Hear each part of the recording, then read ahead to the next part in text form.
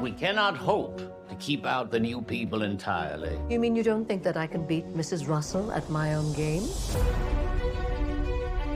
I wish I knew the cards you think you have up your sleeve. I'm taking a chance, George, I know that. But whoever achieved great things without taking a chance? Is anything the matter? You tell me. I don't know what good can come of this. This can't be right. She's taken leave of her senses. I love you, Marion. Mrs. Astor is in the hall. I'm tired of being cut on my own doorstep. Let the tournament begin.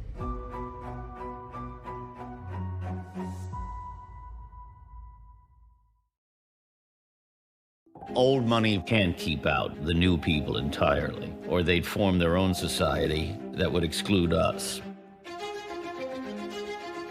The relationship between Bertha and Lord McAllister is he's sort of testing her. Each time she sort of passes his tests, he grows to be fond of her. Haven't bungled it, have I? Oh, no. There is a moment in Newport, he may have overstepped his bounds. Do you know what the Astors paid for Beechwood? Why don't I take you? We'll go this afternoon. She's desperate to see what Mrs. Astor has done to transform the inside of this house, because of course Bertha's got her eye on, you know, whenever they can move to Newport and start their summering there, she's going to do it. But she wants to build the right thing. And her interest sort of gets her in trouble in this case. She's here. She's come early. Oh, good Lord. Get rid of Mrs. Russell. Bertha is chased out through the back quarters of Mrs. Astor's house because she's not supposed to be in there. It's one of the most humiliating moments in the whole series. I just love that it's always fuel for her. Every little slight just gives her more power. Oscar has spent the majority of the season trying to win Gladys's hand in marriage, so he sees Newport as the perfect opportunity to consolidate this plan. Feel I know you both through Oscar. He speaks so highly of you. What are you doing here? John Adams' unexpected arrival, I think at best, is an unwelcome distraction, and at worst, threatens to capsize the whole endeavor. What the hell do you think you're playing at? I think I'm playing at having a lovely time.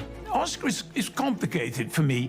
I think he wants Gladys because if he's going to do this thing, he wants to be as comfortable with it as he can be and live with someone he's fond of. So I don't think it's all dishonest. But of course, it's unfair to Gladys. And that is what John Adams sees. I don't think Oscar is prepared to sacrifice love for money. I think he wants everything. He's fully determined to continue his ongoing illicit affair with John Adams and marry Gladys and land the fortune. What can I say? I like to win. Put more detectives on it. Talk to Pinkerton himself. Do whatever it takes. But you must give me something to work with. You know, George always wants to, both in business and in these situations where he's meting out justice, set an example. He doesn't want to rock the boat in certain ways at home, but when it comes to Mrs. Ainsley, it's as cut and dried as you can get. She knows his secrets, she's read his letters, she's inside his life, and she has entirely betrayed him. And in the process, some people have been killed. She did something that was, you know, unforgivable, and she's done. George decides to just utterly destroy her life. Forever.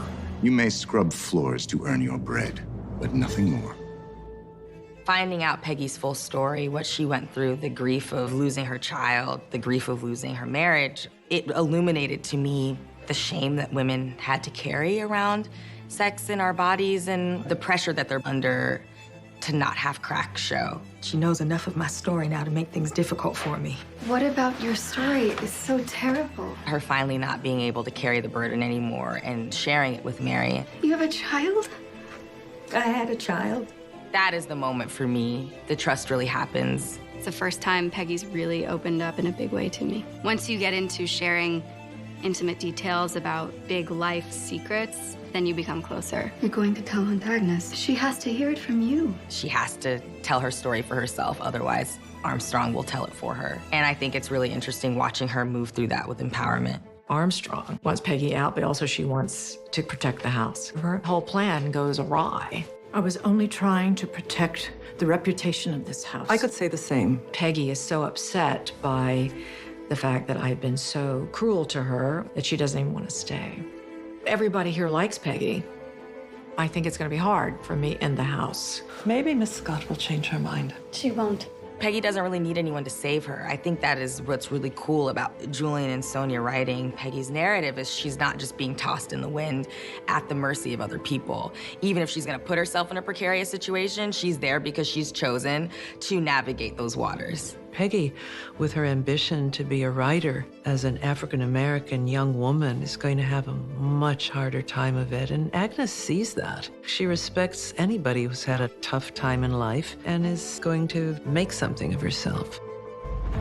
Bridget, are you following me? Bridget follows Jack out to Brooklyn because he's been mysteriously disappearing each week with flowers, and it's that realization that she cares. Jack and Bridget have both come from very difficult pasts. He takes a step back and he gives her the space to deal with what she's dealing with. And once he does that, he creates the space for her to meet him at least, halfway. I think when Bridget finds out that he's been visiting his mother's grave, it's the first time she's seen him as a full person, that he has things that, haunt him as well. So I think there is a little bit of regret, and I think going forward, they found a friend, a confidant. I think they both really want that and really deserve that, too.